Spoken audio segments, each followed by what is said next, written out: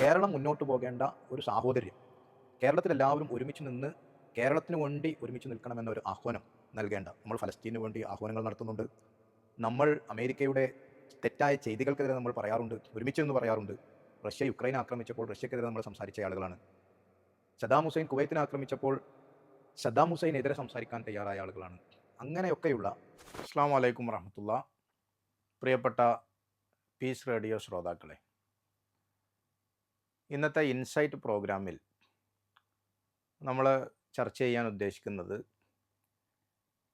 കേരളത്തിലെ ഈ അടുത്ത കാലത്തായി, പ്രത്യേകിച്ചും ഈ തദ്ദേശ സ്വയംഭരണ തെരഞ്ഞെടുപ്പിനും മുമ്പും ശേഷവുമായി ഒരു സമുദായ നേതാവിൽ നിന്ന് നിരന്തരമായി വടക്കൻ കേരളത്തെക്കുറിച്ച്, പ്രത്യേകിച്ചും മലപ്പുറം ജില്ലയെക്കുറിച്ചും മലപ്പുറവുമായി ബന്ധപ്പെട്ട് ജീവിക്കുന്ന ഒരു സമൂഹത്തെ, ഒരു സമുദായത്തെക്കുറിച്ചും നിരന്തരമായി കേരളം കേൾക്കാൻ ആഗ്രഹിക്കാത്ത വിദ്വേഷ പരാമർശങ്ങൾ, വർഗീയമായ പരാമർശങ്ങൾ നിരന്തരം നമ്മൾ കേൾക്കുകയും, എന്തുകൊണ്ടാണ് കേരളത്തിൽ 19 വർഷം ജീവിച്ച ഒരു മനുഷ്യൻ, വലിയ പാരമ്പര്യമുള്ള ശ്രീനാരായണ ഗുരുവിൻ്റെ വലിയ ഒരു ശ്രീനാരായണീയ സമൂഹത്തിൻ്റെ നേതൃപദവിയിലിരിക്കുന്ന, ഏറ്റവും വലിയ സാഹോദര്യത്തെക്കുറിച്ചും സ്നേഹത്തെക്കുറിച്ചും ഐക്യത്തെക്കുറിച്ചും ജാതിവെറി പാടില്ല എന്നതിനെക്കുറിച്ചും മനുഷ്യജാതിയിലാണ് എല്ലാവരും ജീവിക്കേണ്ടതിനെക്കുറിച്ചും സോദരത്വേന വാഴുന്ന കേരളമാണ് എൻ്റെ ലക്ഷ്യമെന്നൊക്കെ പറഞ്ഞ ശ്രീനാരായണ ഗുരുവിൻ്റെ പിൻഗാമികളിൽ ഒരാൾ എന്ന് അദ്ദേഹത്തിൻ്റെ പേരിലുള്ള ഒരു സമൂഹത്തിൻ്റെ നേതൃപദവിയിലിരിക്കുന്ന ഒരാൾ നിരന്തരമായി മുസ്ലിം വിഭാഗത്തെക്കുറിച്ച് പ്രത്യേകിച്ചും പല രൂപത്തിലുള്ള പേരുകൾ പറഞ്ഞുകൊണ്ട്, പല പാർട്ടികളുടെ പേരുകൾ പറഞ്ഞുകൊണ്ട്, മലപ്പുറത്തിൻ്റെ പേര് പറഞ്ഞുകൊണ്ട് വിദ്വേഷകരമായ പ്രസ്താവനകൾ നടത്തിക്കൊണ്ടേയിരിക്കുന്നത് നമ്മൾ സങ്കടത്തോടു കൂടി കണ്ടു.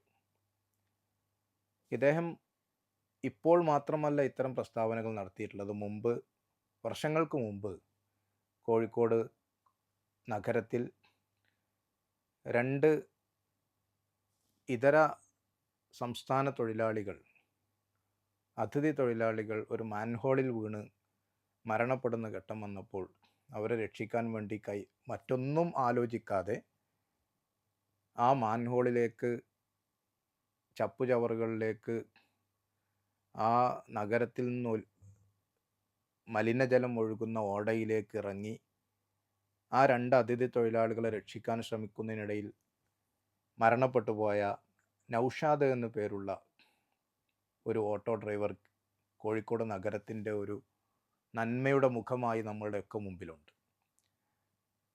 കേരള ഗവൺമെൻറ് അന്ന് ആ മരണപ്പെട്ട ഓട്ടോ ഡ്രൈവർക്ക് 5 ലക്ഷം രൂപ മരണാനന്തരമായി നൽകാറുള്ള, ഇത്തരം പൊതുകാര്യത്തിനിടയിൽ മരണപ്പെട്ട ഏതൊരു വ്യക്തിക്കും നൽകാറുള്ള ഒരു മരണാനന്തര ആശ്വാസ സഹായമായി അദ്ദേഹത്തിൻ്റെ കുടുംബത്തിന് നൽകിയപ്പോൾ, ഈ പറയുന്ന നിരന്തരം വർഗീയത പറഞ്ഞുകൊണ്ടിരിക്കുന്ന വ്യക്തി അന്ന് പറഞ്ഞ വാക്ക് കേരളത്തിന് മറക്കാൻ കഴിയില്ല.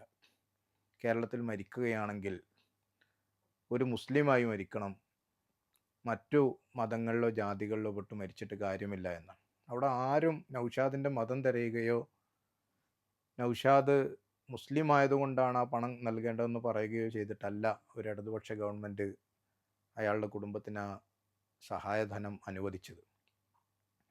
പക്ഷെ അന്നും കേരളം അദ്ദേഹത്തിൻ്റെ വാക്കുകളെ തള്ളിയിരുന്നു. അദ്ദേഹത്തിൻ്റെ വാക്കുകൾ ഒട്ടും ശരിയല്ല എന്ന് കേരളത്തിലെ ഭരണാധികാരികൾ പറയുകയും അദ്ദേഹത്തെ മുഴുവൻ മതസമൂഹത്തിൻ്റെ നേതാക്കന്മാരും, രാഷ്ട്രീയ രംഗത്തുള്ള ആളുകളും സാമൂഹ്യ രംഗത്തുള്ള ആളുകളും തള്ളിപ്പറയുകയും ചെയ്തിരുന്നു.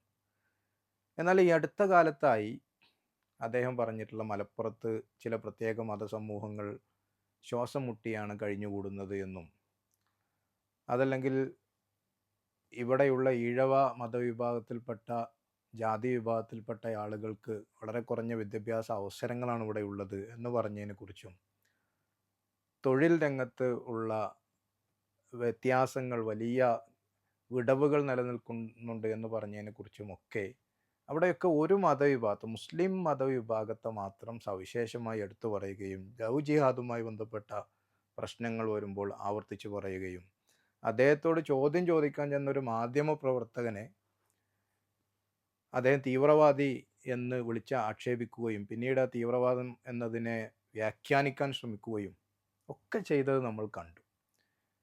ഇവിടെ ഇൻസൈറ്റിലൂടെ ഞാൻ നിങ്ങളുമായി പങ്കുവെക്കുന്ന കാര്യം, ഏതൊരു വ്യക്തിയെയും നിയന്ത്രിക്കുക എന്നുള്ളത്, അയാളുടെ സംസാരത്തെ നിയന്ത്രിക്കുക എന്നുള്ളത് ഒരു സർക്കാർ സംവിധാനത്തിന് പെട്ടെന്ന് കഴിയുന്ന ഒരു കാര്യമൊന്നുമല്ല. കാരണം ഒരാൾ എന്താണ് പറയാൻ പോകുന്നത് എന്ന് നമുക്കറിയില്ല. പക്ഷേ ഒരു ജനാധിപത്യ മതേതരത്വ, പ്രത്യേകിച്ചും ഒരു ഇടതുപക്ഷ സർക്കാർ ഇത്തരം വർഗീയ വിദ്വേഷം ഉണ്ടാകുന്ന പരാമർശങ്ങൾ വളരെ ഉത്തരവാദിത്വപ്പെട്ട കേന്ദ്രങ്ങളിൽ നിന്നുണ്ടാകുമ്പോൾ അതിനോട് സ്വീകരിക്കേണ്ട ചില സമീപനങ്ങളുണ്ട്. ആ സമീപനങ്ങൾ മുൻകാലത്ത് ഇതേ സർക്കാരിൻ്റെ ഭാഗമായിരുന്ന വി.എസ്. അച്യുതാനന്ദനെ പോലെയുള്ള മരണപ്പെട്ടുപോയ വലിയ രാഷ്ട്രീയ നേതാക്കന്മാർ കേരളത്തിൽ സ്വീകരിച്ചതുമാണ്. ഇതേ വ്യക്തിക്കെതിരെ തന്നെ അദ്ദേഹം പറഞ്ഞ സമയത്ത് അദ്ദേഹം തിരുത്തിയിട്ടുണ്ട്. എന്നാൽ സമീപകാലത്ത് കേരളത്തിൽ ഭരണം നടത്തിക്കൊണ്ടിരിക്കുന്ന കേരള ഗവൺമെൻറ്റിൻ്റെ ഭാഗമായി നിൽക്കുന്ന മുതിർന്ന നേതാക്കന്മാർ ആരും തന്നെ ഇത്തരം ഒരു പരാമർശങ്ങൾക്കെതിരെ ഒരു പ്രസ്താവന നടത്തുകയോ ഇത്തരം പരാമർശങ്ങൾ ശരിയല്ല എന്ന് പറയാൻ ശ്രമിക്കുകയോ ഇങ്ങനെ പറയുന്നയാളെ തിരുത്താൻ ശ്രമിക്കുകയോ ശ്രീനാരായണീയ സമൂഹം എന്ന് കേരളത്തിൽ അവകാശപ്പെടുന്ന സമൂഹത്തിൻ്റെ കൂടെ നിന്നുകൊണ്ട് ഞങ്ങൾ ഇതിനെ അംഗീകരിക്കുന്നില്ല എന്ന് പറയാൻ ശ്രമിക്കുകയോ ചെയ്തില്ല എന്നു മാത്രമല്ല, ശ്രീനാരായണ ഗുരുവിൻ്റെ സമുദായത്തിൽ SNDPയിൽ പെട്ടിട്ടുള്ള ആളുകൾ ആരും തിരുത്തിയില്ല എന്ന് ഞാൻ പറയുന്നില്ല. അതിൽ തന്നെ ഇദ്ദേഹത്തിൻ്റെ തെറ്റായ ചെയ്തികളെ വിമർശിക്കുന്ന ആളുകൾ ഒരുമിച്ച് ഒരു പത്രസമ്മേളനം വിളിക്കുകയും മുസ്ലിം സമൂഹത്തോട് മാപ്പ് പറയുകയും ചെയ്തതിനെ കേരളത്തിലെല്ലാവരും വളരെ നല്ല മനസ്സോടുകൂടിയാണ് നോക്കിക്കണ്ടത്. എന്നാൽ സർക്കാരിൻ്റെ ഭാഗത്തു നിന്ന് അത്തരമൊരു തിരുത്താനുള്ള ശ്രമങ്ങൾ ഉണ്ടായില്ല എന്ന് മാത്രമല്ല, ഈ വ്യക്തിയെ നിരന്തരമായി ചേർത്ത് നിർത്തുകയും ഇദ്ദേഹം കേരളത്തിലെ സമൂഹത്തിൽ വലിയ മുന്നേറ്റത്തിൻ്റെ, കേരളീയ ഒരു നവോത്ഥാന ഒരു സംഘടന ഗവൺമെൻറ് തലത്തിൽ രൂപീകരിച്ചപ്പോൾ അതിൻ്റെ ഏറ്റവും ഉയർന്ന പദവിയിലിരുത്തുകയും ശബരിമല പോലെയുള്ള വലിയ ഹൈന്ദവ മതവിശ്വാസികളുടെ വലിയ ആരാധനാലയത്തിൻ്റെ ചടങ്ങുകളിൽ വലിയ ആദരവോടുകൂടി അദ്ദേഹത്തെ പങ്കെടുപ്പിക്കുകയും അതിൽ ആ നിലക്ക് അദ്ദേഹത്തിനുള്ളൊരു പിന്തുണ അറിയിക്കുന്ന സമീപനം പല ഘട്ടങ്ങളിലായി സ്വീകരിക്കുകയും ചെയ്തു എന്നുള്ളതാണ് കേരളത്തിലെ ചിന്തിക്കുകയും ആലോചിക്കുകയും ചെയ്യുന്ന ആളുകളുടെ മനസ്സിലെല്ലാം വലിയ സങ്കടവും വലിയ രോഷവും ഉണ്ടാക്കിയിട്ടുള്ള ഘടകം എന്നുള്ളത്.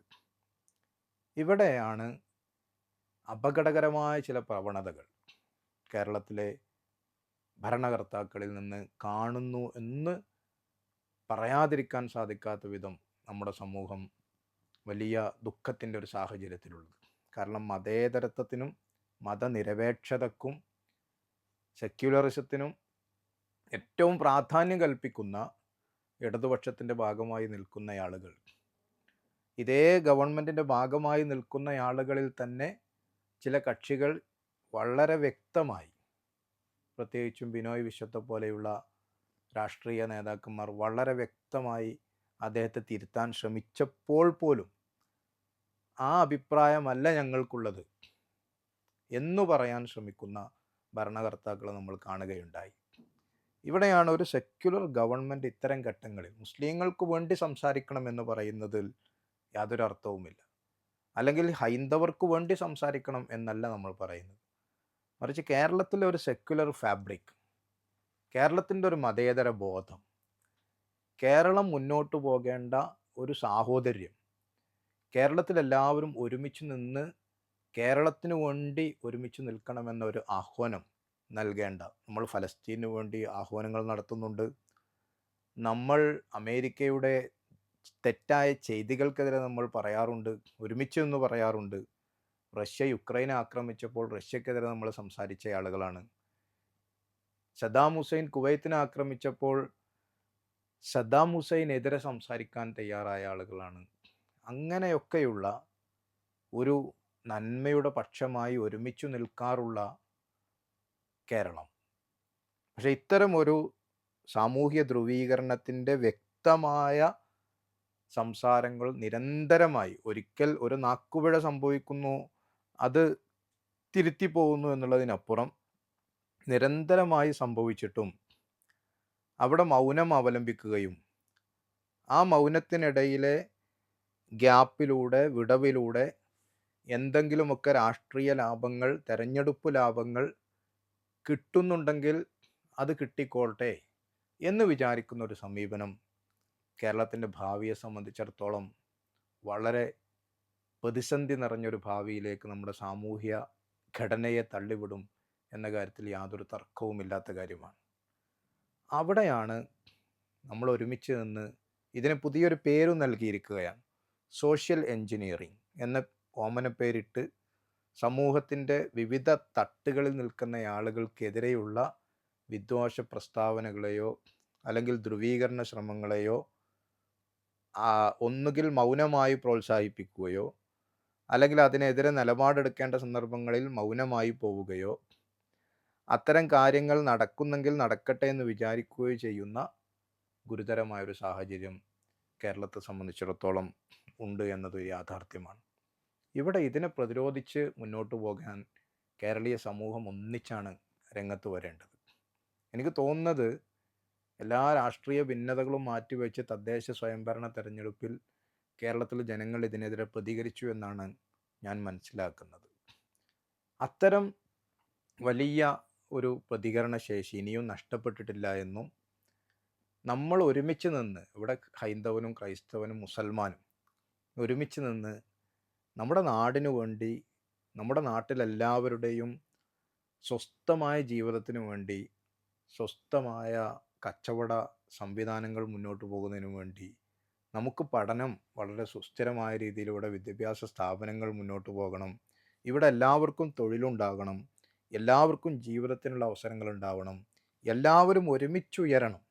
അതല്ലാതെ ഒരു സമൂഹത്തിൽ ഏതെങ്കിലും ഒരു വിഭാഗത്തെ, ഉത്തരേന്ത്യയിൽ നിന്നുള്ള വാർത്തകൾ നിരന്തരം നമ്മൾ കേട്ടുകൊണ്ടിരിക്കുന്നവരാണ്, അങ്ങനെയുള്ള വർഗീയതയുടെയും വിഭാഗീയതയുടെയും പരസ്പരം ഏറ്റുമുട്ടലിൻ്റെയും ഒക്കെ സന്ദേശങ്ങൾ നൽകിയാൽ രാഷ്ട്രീയമായി ചിലപ്പോൾ നൈമിഷികമായ ചില സന്ദർഭങ്ങളിൽ ഉള്ള ചില ലാഭങ്ങളോ ചില പ്രത്യേകമായ ഉദ്ദേശ ലക്ഷ്യങ്ങളോ നടന്നേക്കാം എന്നതിൽ കവിഞ്ഞ് ഒരു രാജ്യവും ഒരു പ്രദേശവും ഒന്നാകെ ഇല്ലാതായി പോകുന്ന സാഹചര്യത്തിലേക്ക് വരും എന്ന കാര്യത്തിൽ യാതൊരു തർക്കവുമില്ല. അതുകൊണ്ട് തന്നെ എല്ലാം കഴിഞ്ഞിട്ട് എന്തെങ്കിലുമൊക്കെ ഒരു വാക്കു പറഞ്ഞ് ഒരു സമാശ്വാസത്തിൻ്റെയോ അതല്ലെങ്കിൽ ഒരു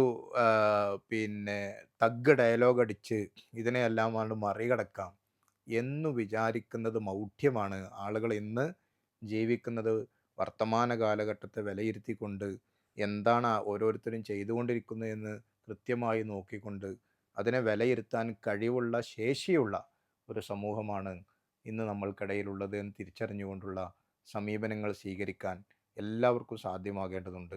കേരളത്തിലെ മുഴുവൻ മനുഷ്യരോടുമാണ് നമ്മൾ സംസാരിക്കുന്നത്.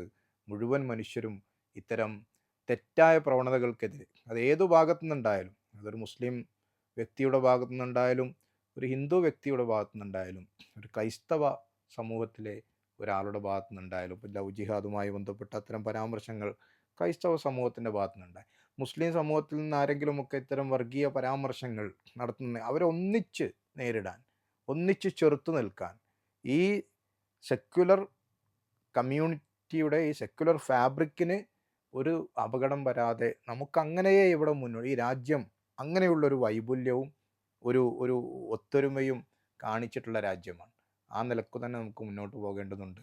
അതിനുവേണ്ടി ഒരുമിച്ച് പരിശ്രമിക്കാൻ നമുക്ക് സാധ്യമാകേണ്ടതുണ്ട് എന്നാണ് ഇൻസൈറ്റിന് സൂചിപ്പിക്കാനുള്ളത്.